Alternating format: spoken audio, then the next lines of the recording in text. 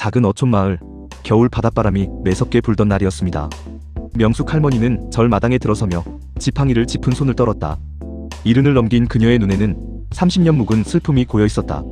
스님, 남편이 30년 전에 바다에서 돌아오지 못했습니다. 현 스님은 그녀를 법당으로 안내했다. 명숙 할머니의 사연은 길었다. 남편은 어부였고 그날도 평소처럼 배를 몰고 나갔다. 하지만 갑작스러운 풍랑이 몰아쳤고 배는 끝내 항구로 돌아오지 않았다. 시신조차 찾지 못했다. 장례도 무덤도 없이 30년이 흘렀다. 제사는 매년 지냈습니다. 명숙 할머니가 말했다. 하지만 늘 마음이 편치 않았어요. 시신이 없으니 정말 그이가 좋은 곳으로 갔는지조차 알 수가 없었습니다. 요즘도 밤마다 파도 소리가 들리는 꿈을 꿉니다.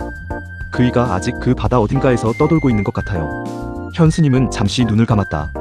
시신을 찾지 못한 영가는 천도제에서도 특별한 마음가짐이 필요했다.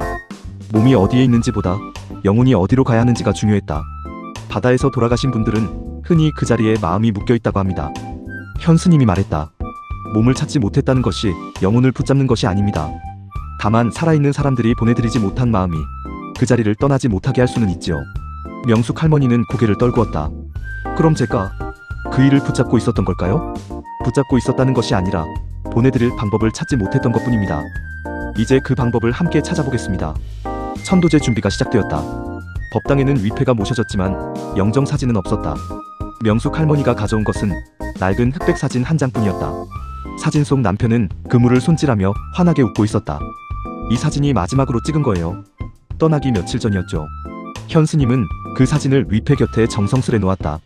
그리고 명숙 할머니에게 물었다. 바다를 본 적이 언제였습니까? 사고 이후로 한 번도 가지 않았어요. 무서웠어요. 그 바다를 보면 무너질 것 같아서. 이번 천도제에는 바다에 가야 할 것 같습니다.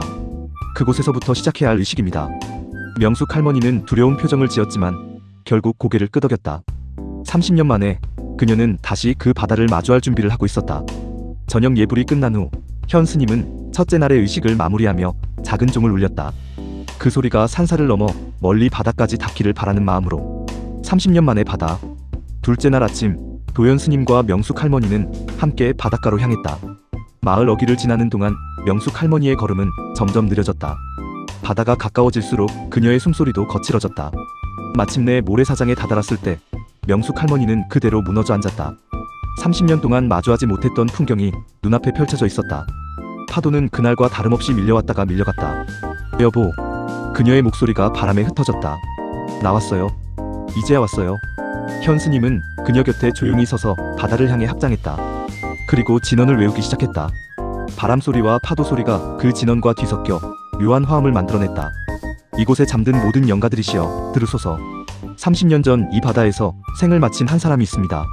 그의 아내가 오늘 이곳에 와서 비로소 그를 보내드리려 합니다. 명숙 할머니는 준비해온 흰 꽃 한 다발을 파도 위에 던졌다. 꽃송이들이 물결을 따라 흩어지며 멀어져 갔다.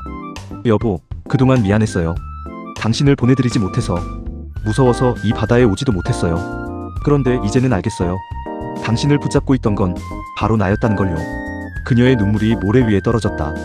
도연 스님은 그 모습을 보며 생각했다. 천도제는 단지 영가를 위한 것이 아니라 살아남은 사람이 비로소 슬픔과 마주하는 시간이기도 했다. 그이는 늘 바다를 사랑했어요. 명숙 할머니가 말했다.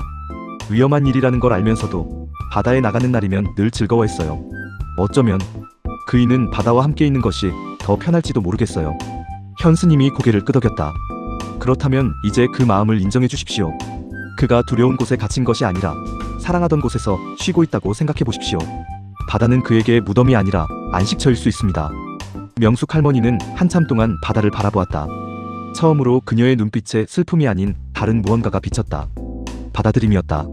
그날 밤 절로 돌아온 두 사람은 법당에서 다시 의식을 이어갔다. 도연 스님은 명숙 할머니에게 작은 등을 하나 건넸다. 내일은 이 등에 불을 밝혀 바다로 보내드리려 합니다. 그것이 마지막 인사가 될 것입니다. 셋째 날 천도제의 마지막 의식이 준비되었다. 도연 스님은 법당에서 회양 독경을 마친 후 명숙 할머니와 함께 다시 바다로 향했다. 이번에는 그녀의 발걸음에 두려움이 없었다. 해질 무렵 바다는 붉은 빛으로 물들어 있었다.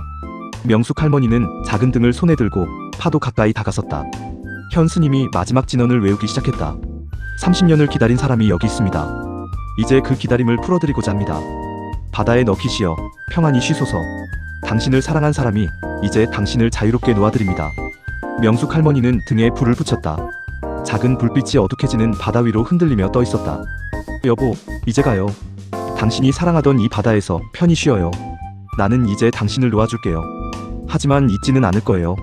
평생 당신을 기억하며 살아갈게요. 그녀는 등을 물 위에 띄웠다. 파도가 천천히 등을 실어 먼 바다로 데려갔다. 작은 불빛이 점점 멀어지며 수평선 너머로 사라질 때까지 명숙 할머니는 그 자리를 떠나지 않았다. 이제 됐어요. 그녀가 조용히 말했다. 이제야 정말 보내드린 것 같아요. 현 스님이 그녀 곁에 서서 말했다. 30년 동안 마음 한구석에 닻을 내리고 있던 슬픔이 오늘 비로소 풀려난 것입니다. 남편분도 이제 자유로워지셨을 것입니다. 그리고 명숙님도 이제는 그리움이 아니라 평온함으로 그를 기억하실 수 있을 것입니다.